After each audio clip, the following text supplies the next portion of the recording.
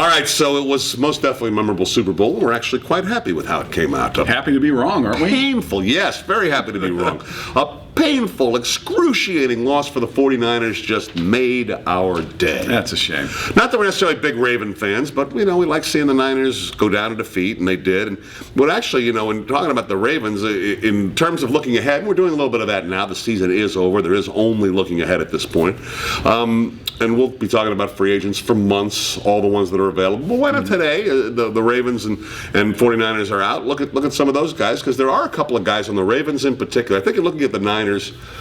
Delaney Walker, Vernon Davis' backup tight end. He's an intriguing player because that's sort of a need for the Seahawks. But, kind of my rule of thumb is anytime it's a backup, how important can it really be? Right. Whereas there's a couple of guys in the Ravens that are guys that could make a difference for the Seahawks next year who will probably be free agents because of Joe Flacco's contract situation. Yeah, that seems to be the assumption in reading before this game and even after it, is that the salary cap situation for the Ravens isn't great.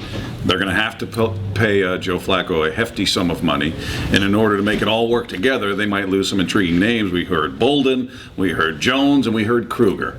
And Kruger definitely is a guy that addresses what I think we all agree is the biggest need for this team is pass rush. 9 sacks last year. 9 sacks. He's a very big linebacker. He's 6'4", like 275. 270, 275. He's a large guy who could go defensive end linebacker, who would fit in nicely with what the Seahawks do. And as much as you'd love to have an Anquan Bolden or even the explosive nature of a Jacoby Jones, you need to address that pass rush, because that's where all the questions are. We've talked about, we don't know what Clemens is going to be or when he's going to be, right? We don't know if he's going to be what he was before or when he's going to come back.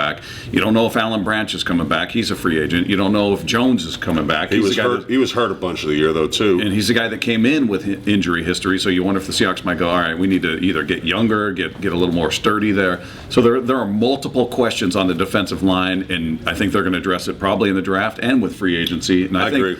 I think Kruger would be a nice start. Well, Leroy Hill, there's another guy, too, who they're probably contemplating making a move on, and may have been, regardless of the stuff, the trouble that he may be into right now, that may have been something they were looking at anyway, although I sure do like the way the Seahawks have used the draft in the John Schneider era and Pete Carroll era for that back seven. Holy cow. You look at what they've done at linebacker with Bobby Wagner, second in the Rookie of the Year.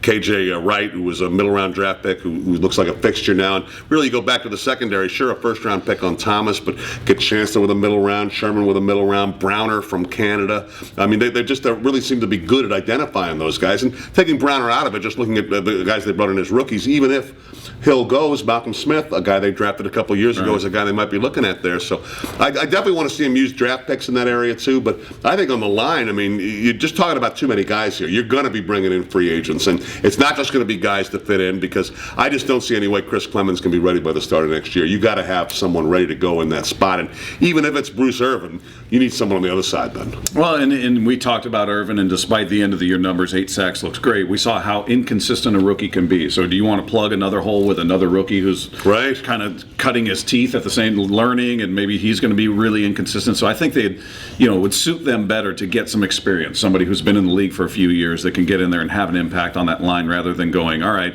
well, we've got Irvin in his second year, we're going to hope he's going to be more consistent. Meanwhile, we're going to supplement the other side of Clemens with another rookie who may have a very uneven year. I just think they really want to get some experience. If you're talking about Clemens, if you're talking about Branch, that's experience. If you're talking about Jones, that's experience. I don't think you want to replace all that with rookie talent. Kruger.